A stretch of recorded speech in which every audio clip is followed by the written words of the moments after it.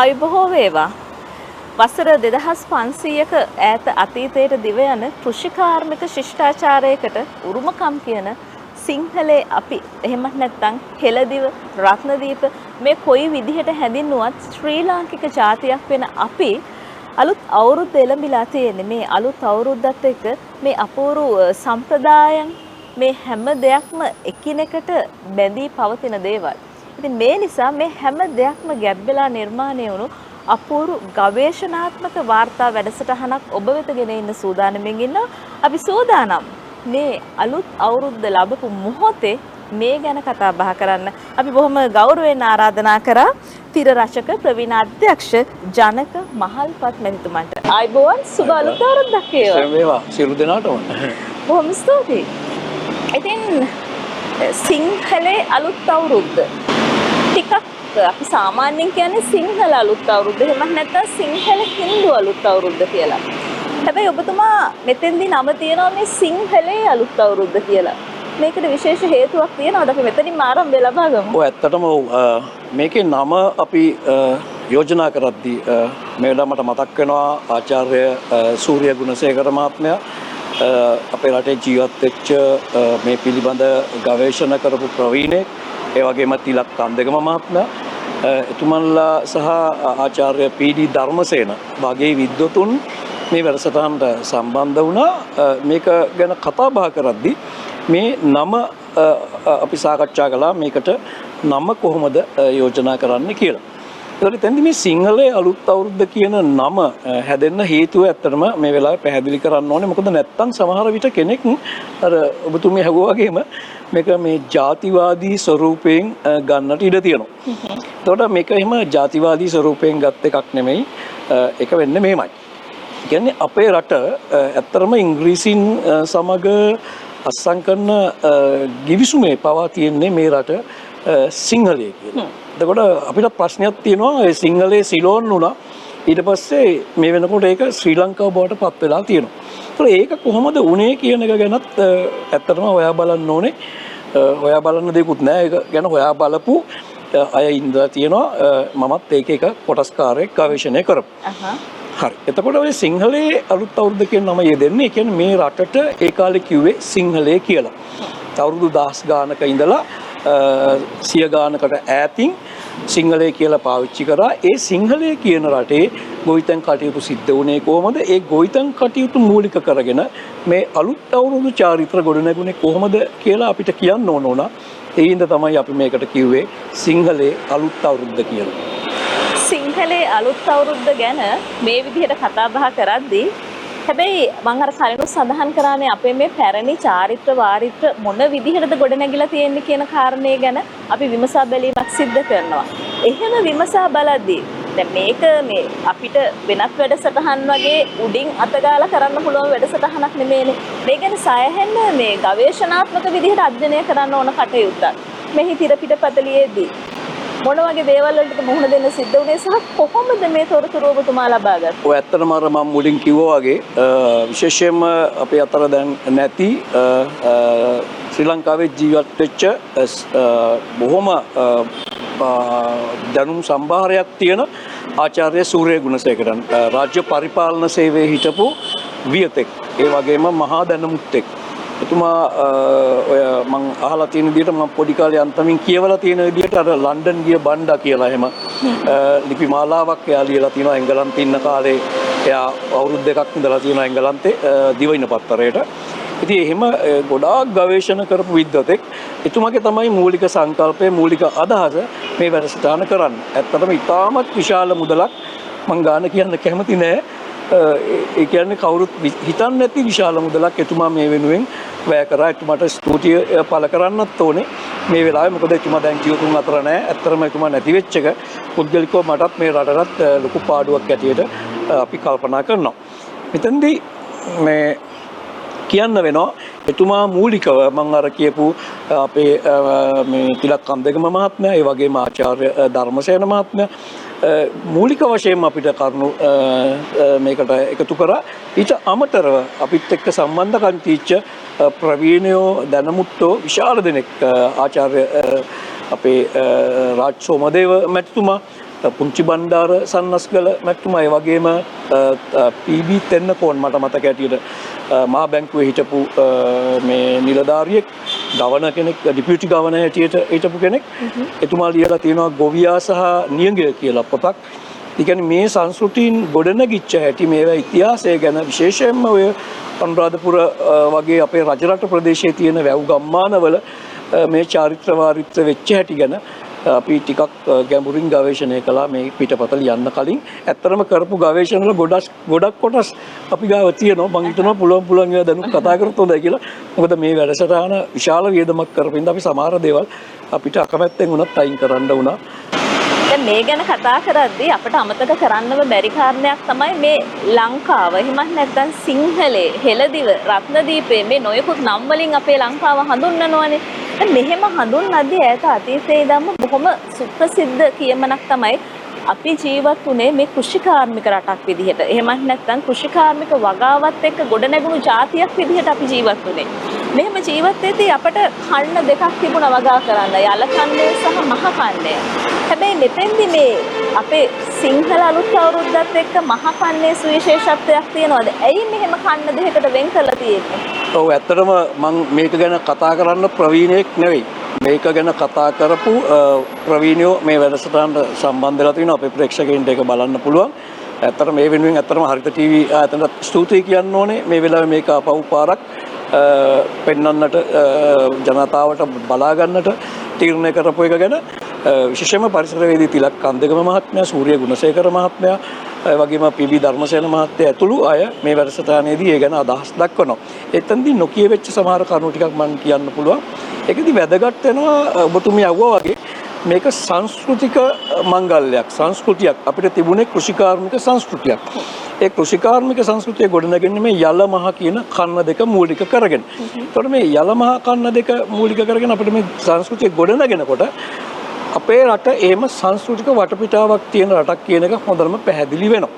ඒතකොට ලෝකේ තියෙන රටවල් එහෙම ගැඹුරු දිගු සංස්කෘති තියෙන රටවල්. ඒ වගේම සංස්කෘතිය නැති රටවල් තියෙනවා. ඒ කියන්නේ සංස්කෘතියෙන් තියෙන රටවල් කියලා ගත්තොත් එහෙම එංගලන්තය කියන්නේ එහෙම සංස්කෘතියක් තියෙන රටක්. හරි ඒ සංස්කෘතියේ සමහර කරුණු වලට අපි එකඟ නොවෙන්න පුළුවන්. ඒ වගේම ලංකාව. ඒ වගේම මට සමාන ඒ වගේම ඉන්දියාව. ඉන්දියාව කියන්නේ ඉතාම විශාල අපිට බලපෑම් කරන මහා සංස්කෘතියක් තියෙන රටක්. මේ සංස්කෘතීන් වල තියෙන කරුණු ලක්ෂණ අදටත් පවතිනවා. ඒගොල්ලෝ ඒවා එක දිගට ගලාගෙන යනවා. හැබැයි සංස්කෘතියක් කියන්නේ එක දිගට තියෙන එකක් නෙමෙයි, වෙනස් වෙන එකක්. ඒ වෙනස් වීමේ ස්වභාවය සංස්කෘතියට අතිශයම අයිති. එතකොට අර මම කිව්වා වගේ වෙනස් වෙන්නවත් සංස්කෘතියක් නොතිබිච්ච රටවල් වල මේ තීච්ච රටවල සංස්කෘතිය පාගගෙන ඒ සංස්කෘතිය වල්ලලා දාලා ගොඩනැගිච්ච රටවල් තියෙනවා. ඒවට එහෙම අතීත සංස්කෘතියක් නැහැ. ඕස්ට්‍රේලියාව ගත්තොත්, ඇමරිකාව ගත්තොත්, ඕස්ට්‍රේලියාවේ ඇබෝර්ජිනියන් වරුන්ව අයින් කරලා, ඒ වගේම ඇමරිකාවේ රතු ඉන්දියානු වරුන් අයින් කරලා අලුත් සංස්කෘති ගොඩනැගුණා. එතකොට ඒ රටවල් වල තිබුණු අර පාරම්පරික ඓතිහාසික සංස්කෘතීන් වල ලක්ෂණ මේ අලුත් සංස්කෘතිය විසින් මරලා දැම්මා. හැබැයි අපේ රටේ එහෙම අතීත සංස්කෘතිය ලේසියෙන් මරලා දාන්න පුළුවන් කමක් ලැබුණේ නැහැ. අර අපි කියන අතීත කාමයට නතු වෙනවා වගේ කතාවක්. මම කියන්නේ ඒක නෙමෙයි. මේ සංස්කෘතින් වල ඉතිරි වෙච්ච ලක්ෂණ ඩිංග හරි අපි ගාව තියෙනවා. ඒත් අපි මේ වැඩසටහන හදන්නේ මේ සංස්කෘතික පෙළ ගැස්ම කොහොමද තිබුණේ කියලා අපේ දූ දරුවන්ට මේ ගැන දන්නේ නැති අයට අඩු ගානේ කියලා දෙන්න, පොඩ්ඩක් හරි දන්න කෙනෙකුට මතක් කරලා දෙන්න. අපේ වැඩිහිටියෝ ඉන්නවා මේ ගැන තාම ටිකක් මතක. අනිවාර්යෙන්ම ඒ අපේ වැඩිහිටියන් ඉන්න නිසා අපේ සංස්කෘතිය මේ තරම් දුරට හරි රැකිලා තියෙනවා. හැබැයි අනාගත පරපුරට මේ සංස්කෘතිය රැකිලා තියෙයිද? කොහොමද මේ සංස්කෘතිය අතීතයත් එක්ක වෙනස් වෙලා යන්නේ? ඔව් එතනදී ඇත්තටම අපි ගැටුමකට මුහුණ දීලා තියෙනවා. ඒක තමයි අපේ තිබුණේ ස්වයං පෝෂිත සංස්කෘතියක්. හැබැයි මට මේ මෑතකදී අම්බෙච්ච මහාචාර්යවරයෙක් අපිත් එක්ක යම්කිසි කරපු කතාබහකදී එතුමා කිව්වා අදටත් ස්වයං පෝෂිත කොටස් තියෙනවා. ඒ කියන්නේ උදාහරණයකට අඩුතරමින් තමන්ගේ ගෙදරට පවුලට ඕන කරන හාල් ටික හදාගන්න කුඹුරු ටික තියෙන අපේ ගොවියෝ ගැමියෝ ඉන්නවා. ඒ වගේම ව්‍යාපාරික වශයෙන් අක්කර 50 වවඩ මේ ගොවි මහත්තුරු ව්‍යාපාරික මහත්තුරු ඉන්නවා. හැබැයි අර අපිට ගෙදරට ඕන කරන හාල් ටික හදාගන්න අපේ ගොවියා මේ සංස්කෘතියේ හිමිකාරීත්වයේ වාට තියෙනවා. ඒගොල්ලෝ දැන් ශීඝ්‍රයෙන් අලුත් પરම්පරාව මේකෙන් අයින් වෙලා යනවා. හැබැයි අපි හදන්න ඕනේ එයාලට මේක කියලා දෙන්න, මේකේ වටිනාකම කියලා දෙන අතර සංස්කෘතිකමය වශයෙන් අපේ කලාකරුවෝ හැටියට අපි ඒක කරන අතරේ අනිකුත් බලධාරීන්ට යුතුයකමක් තියෙනවා. එයාලව බල ගන්නවන්න, එයාලට ඕන කරන හයිය දෙන්න, ඒ වගේම එයාලට ඕන කරන වටිනාකම යම් යම් උදාහරණයට පාඨමාලාවල් හරහා වගේ දීලා ඔයගොල්ලන්ට හොඳ ඒගොල්ලන්ට අලුත් හැඩයක් අර මොඩ් ගොවියෙක් හදන්න පුළුවන්. මං හිතන්නේ ඒක කරන්න ඕන කරන පසුබිම තමයි අපි මේ නිර්මාණ හරහා ඉදිරිපත් කරන්න හදන්නේ. ඔව් එහෙම කතා බහ කරද්දී දැන් ජනක මහත්මයා කොහොම අපූර්ව වැඩසටහනක් විශේෂයෙන්ම මේ ගවේෂණාත්මක වැඩසටහනක් නිර්මාණය කරනවා. මේ අලුත් අවුරුදු චාරිත්‍ර වාරිත්‍ර ගැන කොහොමද මේ දේවල් අතීතයේ සිද්ධ වුණේ, වර්තමානයේ සිද්ධ වෙන්නේ මොන විදිහටද මේ ආදී වශයෙන්.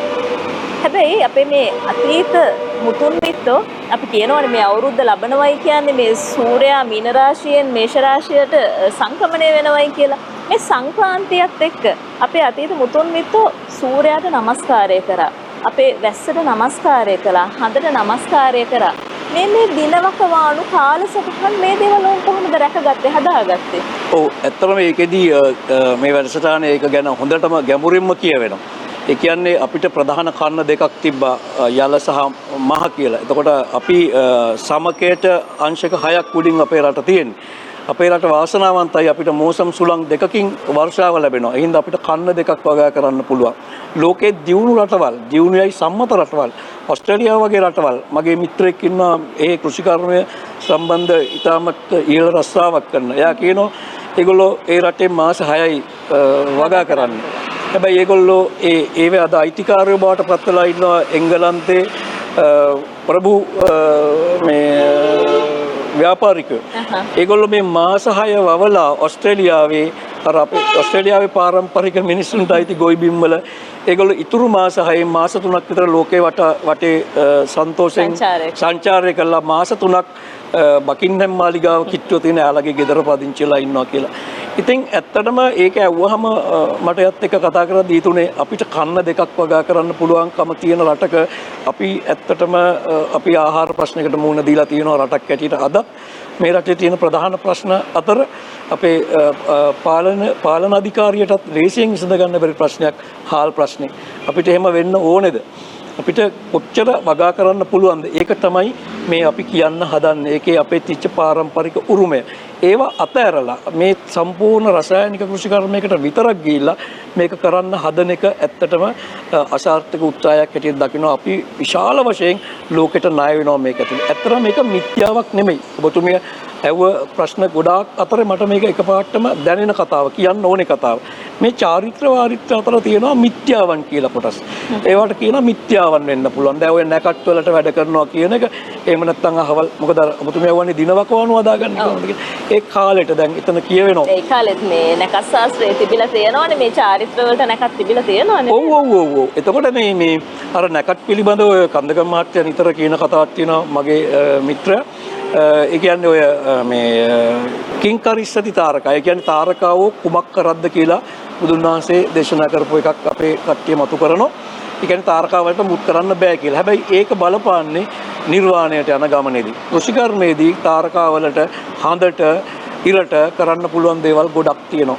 ඇත්තරම අපිට අස්පනා අපිට පේනවා මේ දවස්වල ගස්වල මල් පිපෙනවා. ඒ මල් කුප්පන්නේ වැස්ස විතරක්ද? මේ දවස්වල මල් කුප්පන්නේ එහෙම නැත්නම් ඒ ගස් වලට අපි කෘත්‍රිම හෝමෝන දීලාද?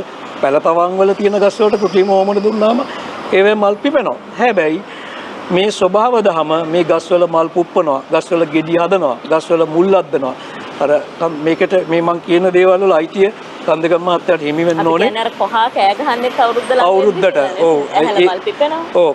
ඒකෙත් ගත්තාම ලස්සනයි මම මේ කියන එක දේ අයිතිය මම නැවත කියනවා කන්දගම් මහත්තයාට අයිති වෙන්න ඕනේ. එතුමාගේ මේ දවස්වල වෙලා තියෙන බොහොම කනගාටුදායක තත්ත්වයක් එක එතුමාට අද සම්බන්ධ වෙන්න බැරි වුණා. සම්බන්ධ වෙන්නම හිටියේ. එතකොට ඒ කොහා කෑ ගහන්නේ ඇයි? කොහා කෑ ගහන්නේ ඊශාන දිග මෝසම් සුළඟෙන් කොහා ලංකාවට එනවා. මහා කන්නයත් එක්ක. මහා කන්නේ පටන් ගන්න කලින් ඒ ආපු කොහා ඒගොල්ලෝ බිත්තර දානවා මේ කපුට කූඩුවල. අපේ කපුට කූඩුව හදලා තියෙනවා. එයාලට බිත්තර දාන්න. එයාලට බිත්තර දාන්න තමයි යන්නේ කූඩුව හදන්න කාලයක් නැහැ.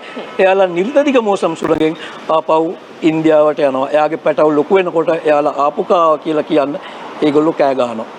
එතකොට ඒව බැඳිලා තියෙන්නේ දෙයියනේ මේ කොහා කෑ ගහන්නේ අවුරුද්ද ආපු ඉඳන් නෙමෙයි. ඒක අපි සංස්කෘතික ලක්ෂණයක් අපේ කලාවට අපේ ජනතාව කිව්වට හැබැයි කොහා ඇවිල්ලා තියෙන්නේ බිත්තර දාන්න ඊශාන දිග මෝසම් සුළඟත් එක්ක. එතකොට එයාලා ඊට දිග මෝසම් සුළඟත් එක්ක යනවා. එතකොට මේ අර කිව්වා වගේ මේ ඔක්කොම බැඳිලා තියෙනවා මේ පරිසර පද්ධතියත් එක්ක. එතකොට ආපහු මම එන්නම් ඔබතුමිය අහපු ප්‍රශ්න ඉතිරි ටික කියන්න. අර එහෙම නිරිත දිග මෝසම් සුළඟෙන් ඊශාන දිග මෝසම් සුළඟෙන් අපි වගා කරන කන්න දෙක නියම කන් කොයි දවසද වගා කරන්න කියන එක තෝරගන්නේ මේ මැයි ජූනි ජූලි අගෝස්තු මාසවලින් නෙමෙයි. අපේ තිබුණේ චන්ද්‍ර මාස ක්‍රමයක්. ඒ චන්ද්‍රයාගේ මාසය අනුව මේ පොයට හවල් කාලේ මේ පොයට මේ කාලේ එහෙම නැත්නම් මුල් කළුවර කියලා අපි කියනවා. ඒක අර ඉර සහ හඳ එකතු කරගෙන හදාගත්ත කාලවකවානුවක තමයි මේ වැඩ කටයුතු අපේ පරණ ගොවින් කරේ. එතකොට ඒගොල්ලන්ට හොඳ ආදායමක් හොඳ මේ භවභෝග එකතු කරගන්න හොඳ ඵලදාවක් ලබා ගන්න පුළුවන්කම ලැබුණා. මොකද අපි හොඳටම දන්නවා සමහර කාලවලට ගස් හිටෙව්වාම කොච්චර වතුර දැම්මත් ගහ හැදෙන්නේ නැහැ. අර ගෙවල් ඇතුලේ තියෙන ඔය අර්ථපල් මේ දවස්වල අපි දකිනවා අර්ථපල් ගෙඩිය පුංචි පුංචි මොටේ හැදෙනවා. ඇයි ඒකට කවුරු හරි හෝමෝන දාලාද? නැහැ. ඒක දැනගන්නවා මේක තමයි මුල් අදින්න සුදුසු කාලය කියලා. ඒ කාලය තීරණය කරන්නේ ඉර තියෙන තැන සහ කෙටි කාලීනව හද. අර ඒක තමයි අපි කියන්නේ ආදී අපේ මුතුමිත්තෝ ඉරෙන් හදෙන් වැඩගත්තෝ කියලා. එතකොට ඉරෙන් හදෙන් වැඩගත්ත මේ මුතුන් මිත්තෝ මේ සංස්කෘතිය ගොඩනැගුවා. ඒ සංස්කෘතියින්ද ඒගොල්ලන්ට පුළුවන් වුණා මේ කාලසටහන නිවැරදිව හදාගන්න.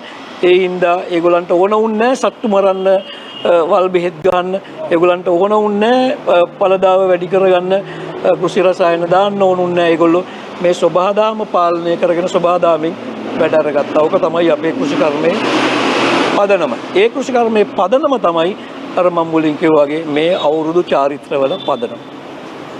අවුරුදු චාරිත්‍ර වාරිත්‍ර මොන විදිහටද සිද්ධ කරන්නේ අතීතයේ මොන විදිහටද සිද්ධ කළේ මේ වාර්තාමය විශේෂාංගය මොකද්ද කියන කාරණේ ගැන කතා කරද්දී දැන් අපි දන්නවා ඉස්සර ඉඳන් අපේ රටට කිව්වා මේ වැව් බැඳි රාජ්‍ය කියලා විශේෂයෙන්ම අනුරාධපුරයට පොළොන්නරුවට දැන් මේ ප්‍රදේශවල ගොඩක් වෙලාවට ගමයි පන්සලයි වැවයි දාගබයි කියන මේ මතයත් එක්ක පිහිටලා තමයි මේ දේවල් නිර්මාණය වුනේ. එතකොට දැන් ඒ කාලේ තිබ්බ චාරිත්‍ර වාරිත්‍ර වර්තමානයේ තියෙන චාරිත්‍ර වාරිත්‍රාත් එක්ක මේ දේවල් වල යම්කිසි වෙනසක් ඒ ප්‍රදේශවල තියෙනවද අපිට දකින්න? ඔව් අනිවාර්යයෙන්ම තියෙනවා. මොකද ඒකට හේතුව තමයි අර අපි යපොම් කෘෂිකර්මයකට පුරුදු වෙච්ච ජනතාවක් හිටියේ. තමන්ගේ ගෙදරට ඕන කරන ටික අපේ ගෙදර හදාගත්තා. හැම ගෙදරකටම තිබුණා තමන්ට අයිති හේන් කොටසක්, තමන්ට අයිති කුමුරු කොටසක්, තමන්ගේ වැව පල්ලෙහෙන්, තමන්ගේ ප්‍රදේශයේ වැව පල්ලෙහෙන් තිබුණා. ඒතකොට ඒ වේ තමයි මේ අපේ මේ පාරම්පරික ජනතාව වැඩ කටයුතු කරේ. ඒතකොට ඒකට පාලක සභාවක් හිටියා මේක පාලනය කරන්න. ඒත් අත්‍තරම මට මේ වෙලාවේ කියන්න වෙනවා අපිට අපෙන් වෙන් වෙච්ච මිත්‍රයා අපේ ගුරුවරයෙක් හැටියට අපිට ගොඩාක් දැනුම ලබා දීපු මේ වැඩසටහනට අතිවිශාල මුදලක් වියදම් කරපු ආචාර්ය සූර්ය ගුණසේකර මහත්මයා. එතුමා ලස්සන කතාවක් කියනවා. මම හිතන්නේ මේක පොඩි අපේ හැමෝටම වැදගත් වෙයි. මේ අපේ සංස්කෘතීන් විනාශ කරන්නට ඉතාමත්ම සියුම් උපක්‍රම තිබිලා තියෙනවා. ගමේ හිටපු නායකයා තමයි ගමරාල. ගමරාල තමයි මේ ගමේ තියෙන කෘෂිකාර්මික පරිසරය මේ සියලුම දේ කළමනාකරේ. එයාට ඒ හැකියාව තිබුණා. එයාට ඒක ගමේ මිනිස්සු පවරලා තිබුණා. එතකොට මේ ගමරාල විහිළුකාරයෙක් බවට පත් කළා අපේ ළමා සාහිත්‍යය ඇතුලේ. මේක උනේ කොයි කාලෙද කියලා මන් දන්නේ නැහැ. හැබැයි සූර්ය ගුණසේකර මහත්තයා දන්නවා හොඳටම. ආන්න එතුමා නැහැ. ඒ වුණාට එතුමා කිව්ව හැටියට මට නිකන් අදහසක් වෙනවා මේක ඉංග්‍රීසි අධිරාජ්‍ය අපේ රටට ආවට පස්සේ තමයි වෙන්නේ නැත්තේ කියලා. මොකද ඒ වගේ කතා තිබිලා තියෙනවා එංගලන්තේ සමහර ඒගොල්ලන්ගේ ජනකතා. ඒ ජනකතාවල තියෙන කොටස් එකතු කරලා අපේ අර ගමේ ඉන්න වැඩිහිටි නායකයා ගමරාලව විහිළුකාරයෙක් බවට පත් කළා. ගමරාලගේ වංගෙඩිය, ගමරාල දිව්‍ය ලෝකෙ ගිය හැටි. එතකොට අර ගමේ හිටපු මේ සම්භාව්‍ය චරිතය අපේ ළමා සාහිත්‍යය තුලේ විහිළුකාරයෙක් බවට පත් කළා. එතකොට කාට හරි කියන්න පුළුවන්ද මේක හම්බෙන් වෙච්ච දෙයක් කියලා? නෑ. ඇත්තටම ඒවා ඊළඟට මහදන මුත්තා. මහදන මුත්තයි ගෝලියෝ රොත්තයි කියලා ඒ මහදන මුත්තාව නියෝජනය වෙච්චි ගමේ හිටපු සූර්යගුණසේකර මහත්තයා මේ වැඩසටහනේ ගැන කියනවා. රාළල 5 දෙනෙක් ගැන කියන්නේ දනමුතු රාළ, නැකත් රාළ, ගමරාළ, ගොවිරාළ එහෙම මට අනික් රාළ මතක නැහැ. කොමරේ රාළවරු 5 දෙනෙක්ගේ මණ්ඩලයක් තමයි මේ ගම පාලනය කරලා තියෙන්නේ. දැන් නම් අපි නැකත් හදන්නේ නැකත් කමිටුවනේ. නැකත් කමිටුවනේ නෑ ඒ කාලෙත් රජ කාලේ රජුරුවන්ගේ නැකත් පණිවිඩය ගමෙන් ගමට ගෙනිහින් තියෙන අඬබෙරකාරයෙක්. හැබැයි ඒ යන්නේ බැරි යන්නේ නැති දුෂ්කර ප්‍රදේශවල අර රාළලා ටිකයි පළාතේ ඉන්න ගරු කටයුතු ස්වාමින් වහන්සේයි විහාරස්ථාන එකතු වෙලා තමයි මේ ගමේ නැකත් ටික හදලා තියෙන්නේ. එතකොට මේ දැනුම එයාලට තිබිලා තියෙනවා. මට අර කියන්න ඕන උනේ අර නැකත් රාළ අර මේ ගමේ දැනමුතු රාළ දැනමුත්තා ඕන ප්‍රශ්නයක් ගිහිල්ලා ඇහුවාම අහන උපදෙසක් ගන්න දැනමුතු රාළ අපේ ළමා සාහිත්‍යය ඇතුලේ විහිළුකාරයෙක් බවට පත් කළා. එයාව අර මහ දැනමුත්තයි ගෝලියෝ රොත්තයි කියලා විහිළුකාරයෙක් බවට පත් කළා. මේවා අතිශයින්ම සූක්ෂම වැඩපිළිවෙළවල් ඒවැ ප්‍රතිඵල අද අපි භුක්ති විඳින්මින් ඉන්නවා අපි බංකොලොත් රටක් හැටියට. අපි මේ කතා බහ කරමින් ඉන්නේ වසර 700කට වගේ එහා ගිය අතීතයට. දැන් තියෙන සංස්කෘතියයි ඒ වසර 700කට වගේ එහා ගිය අතීතයේ රජ කාලේ තිබුණ සංස්කෘතියයි මොන විදිහටද සංසන්දනය කරන්න කියන කාරණයක් එක්ක. දැන් මෙහෙම කතා බහ කරගෙන යද්දී අපිට ඒ දවස්වල තාමත් හැබැයි සමහර ප්‍රදේශවල තියෙනවා මේ අර කෘෂි කර්මාන්තෙත් එක්ක බැදිච්ච අමුතු වාක් කෝෂයක් තිබ්බා. දැන් අපි කියනවා අටමගල, දැන් අපි මීහරක කිව්වේ නෑ නේ දම්බරුවා කියලා කිව්වේ. දැන් මේ දේවල් කොහොමද ගොඩ නැගිලා තියෙන්නේ? ඔය ඇත්තටම ඒකෙදි හරි වැදගත්. අපි මේ වැඩසටහන ඉදිරිපත් කරනවා සිංහලයේ අලුත් අවුරුදු වැඩසටහන අපි ඒ ගැන ගැඹුරින් කතා කරනවා. ඒ කියන්නේ කමත කියන්නේ මං හිතන්නේ මේ කෑල්ල එකතු කරන්න ඕනේ මේකට මට බොහොම දැනිච්ච කතාවක්. මම මේ ගැන අපේ වියතුන් එක කතා බහ කරලා තියෙනවා. ඒ කියන්නේ කමත කියන්නේ පූජනීය භූමියක්. පන්සලක්, දේවාලයක් වගේ පූජනීය භූමියක්. කමතට මම දන්නේ නැටි ඒ කාලේ කාන්තාවන් එහෙම සම්බන්ධ කරගන්න මොන හරි ඇඹුල අරගෙන හරි ඒ වගේ ඕන කරන කැම බීම ටිකක් අරගෙන සප්පායමක් අරගෙන කමතට ගියාට කමතේ කාර්යයන් කරේ ඔක්කොම පිරිමි කට්ටිය. මොකද ඒ කමතට කිල්ලක් ඇතුළු වෙයි, කිලි වෙයි, අපරිසුදු වෙයි, කිලුටු වෙයි කියලා ඒ කමත දැඩි ලෙස යම්කිසි මේ රාමුවක් විනය රාමුවක් යටතේ පාලනය කරගත්ත අර ඔබතුමිය වගේ කමතේ ඉන්න මීහරක නෙමේ කමතේ ඉන්නේ අම්බරුවා.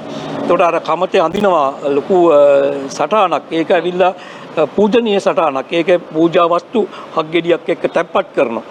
එතකොට ඒ කමත පූජනීය කමත එක තමයි මේ වැඩ පටන් ගන්නෙ. නැකතට චාරිත්‍රානුකූලව ගෝයන් කපන්න පටන් ගන්නවා. විශේෂයෙන්ම අර බැත වී ටික අයින් කරගන්න ඉතා විශාල වැඩසටහනක් වැඩපිළිවෙලක් තියෙනවා. ආගමික පසුබිමක් තිබුණු. ඒක තමයි කමත. මට මෙන්න මේ කතාව කියන්න ඕනේ. ඊට පස්සේ මේ මෑත කාලේ මීට අවුරුදු 15කට 20කට උඩදී මගේ රැකියාවත් එක්ක මම ලංකාව පුරාම යනවා. එනකොට මට විශේෂයෙන්ම ඔය මේ මහවැලි බල ප්‍රදේශවල අපිට හම්බ වෙනවා කමක් දකින්නට අර අපි කුංචි කාලේ දැකපු කමක් නොවන කොයි හරි ගෝනි පඩංගුවක් දාලා මොකක් හරි මේ භූතයෙක්ගෙන් හරි කාගෙන් හරි මේ අම්බරුව නෑනේ වී ටික අයින් කරගන්නවා. එතකොට ඒ කමතට මොකද වුනේ? මං ඇහුවා ඒ ගමක මිනිස්සෙක්ගෙන් දැන් මහත්තයෝ කමත් නෑ කියලා කිව්වා. එතකොට මේ ගැන වියතෙක් මට කියනවා මට මතක නෑ මං හිතන්නේ කන්දගම් මහත්තයා වෙන්න ඕනේ. ඒ ඉඩම් මනින අනේ මට මිනිස්සෙක් කිව්ව කතාව. ඒ ඉඩම් මනින මැනුවේ මේ ගිරාඳුරු කෝට්ටේ ප්‍රදේශයේ මේ මහවැලි ව්‍යාපාරයට සම්බන්ධ වෙලා හිටපු ඉංග්‍රීසි ජාතිකයෝ පවා හිටියා කිව්වා ඒ වැඩ කටයුතු වල කමත ඕනේ නෑ කමත ඉඩම කොටසක් අයින් කරොත් ඒකේ අස්වැන්න අපරාධය කිව්වා. ඒ හින්දා මුළු කුඹුරම ගොවිතැනට ගම්මු අපි ඒ වෙලාවට කමතර කැලලක් අයින් කරගමු කිව්වලු. ඒකත් නිකන් හරියට අර මහදන මුත්තට කරපු හානිය වගේ නෙමෙයිද ඒකත් ඇත්තටම අර ගමේ ගොවිරාලට ගමරාලට කරපු හානිය නෙමෙයිද අපේ කමත අපෙන් අයින් කළා. ඒවා කවුරු හරි හිතනවා නම් මේ ඉබේ වෙච්ච දේවල් හිතන්න නැතුව වෙච්ච දේවල් කියලා අපි නම් එහෙම හිතන්නේ ඒවා ඊටාම සූක්ෂමව මේ අර සංස්කෘතියේ හරපද්ධතිය අයින් කරන්න කරපු දේවල් ඒවා ප්‍රතිඵල තමයි මම අර කිව්වා වගේ අද අපි මේ ඊටාම කනගාටුදායක විදියට භුක්ති විඳින්න සිටින්නේ. හැබැයි මේක නිවැරදි කරන්න පුළුවන් අපි හදන්න ඕනේ. ඒක තමයි කරන්නේ. අපි මේ අලුත් අවුරුදු සමයත් එක්ක කතා බහ කරමින් ඉන්නේ මේ සිංහලේ අවුරුද්ද කියන විශේෂ වාර්තා වැඩසටහන ගැන ගවේෂණාත්මක වැඩසටහන ගැන. අපි මේ ගැන තවදුරටත් කතා බහ කරන්න සූදානම්ෙන් ඉන්නවා. ඊට ප්‍රථමයෙන් අපි කෙටි විරාමයක් ලබාගෙන නැවතත් සම්බන්ධ වෙන්න බලාපොරොත්තු වෙනවා. රැඳිලා ඉන්න හරිත රූපවාහිනිය සමගින්.